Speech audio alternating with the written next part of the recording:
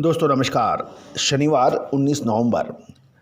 आज के इस एपिसोड में चर्चा करेंगे देश में रबी की फसलों की बुआई पिछले वर्ष की तुलना में 7% तक बढ़ गई है सब और गेहूं में शानदार बिजाई के समाचार मिल रहे हैं।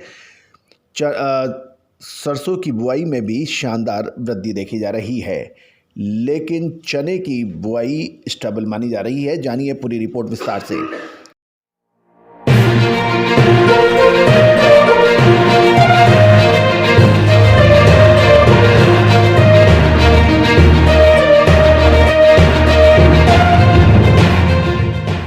केंद्रीय कृषि मंत्रालय के ताजे आंकड़ों के अनुसार देश में 18 नवंबर तक शीतकालीन फसल रबी की फसलों की बुआई में 269 लाख हेक्टेयर में हुई है, यानी 269 लाख हेक्टेयर, जो कि गत वर्ष की समान अवधि में 250 लाख हेक्टेयर में हुई थी। यानी इस प्रकार लगभग 7.2% की बढ़ोतरी दर्ज हुई है। गेहूं की बुआई के अंदर शानदार तेजी दिखाई दी जा रही है और गेहूं की बुआई 14.73% बढ़कर 101.49 लाख हेक्टेयर में हुई है, जो कि पिछले साल मात्र 88.46 लाख हेक्टेयर की में बुआई हुई थी।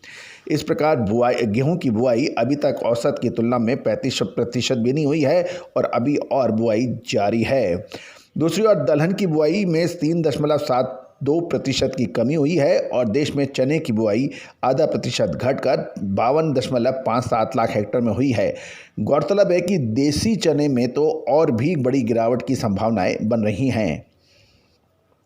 चना का भाव नीचे होने के कारण किसानों ने मसाला और सरसों की ओर रुख किया है, जिससे उसका खामियाजा चने की फसल को पड़ सकता है, जिसके कारण पूरे सीजन के अंत में चने की बुआई में कमी होने की पूरी संभावना है।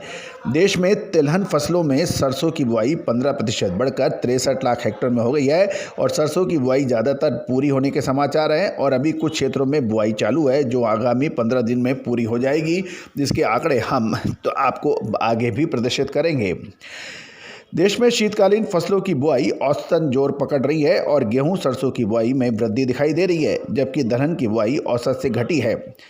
और चने की बुआई चने के भाव कम होने के कारण किसान चने को हाथ नहीं लगा रहे हैं।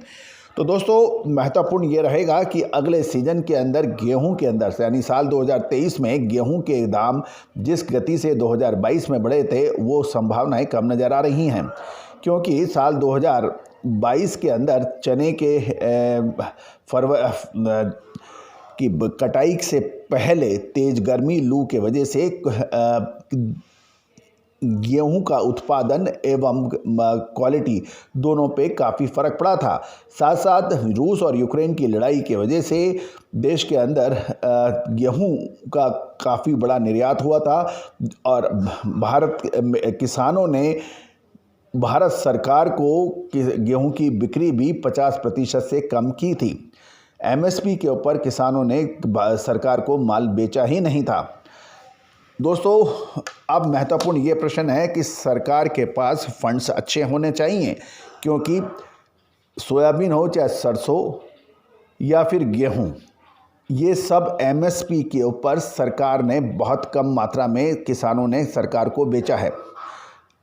अतः सरकार के पास फंड्स अब उपलब्ध होने चाहिए। दोस्तों आप अपने कमेंट बॉक्स के अंदर अपने इलाके के अंदर सरसों, चना, गेहूं की बिजाई के बारे में अपने शहर या गांव का नाम लिख के ज़रूर आप अवगत कराएं, ताकि सभी लोगों को इससे फ़ायदा हो सके। दोस्तों देश दुनिया का पहला चैनल जो एग्रो कमोडिटीज़ हो, बुलियन मेटल हो या फिर शेयर बाज़ार, लोहा, स्टील, इन सभी पर आपको देश दुनिया की खबर से अवगत कराता है, विश्लेषण प्रस्तुत करता है। आप हमारे गवार सीड, सोयाबीन, तिलहन एवं दलहन पर एपिसोड्स देख रहे हैं। आपका हम शुक्रिया अदा करते हैं कि आपने इसको बहुत शानदार समर्थन दिया है। आप हमारे चैनल पे नया हैं और अभी तक सब्सक्राइब नहीं किया है तो सब्सक्राइब करना बिल्कुल ना भूलें। बेल आइकन यानी घंटी के निशान को भी अवश्य पुश करें। All the very best, good luck, happy trading.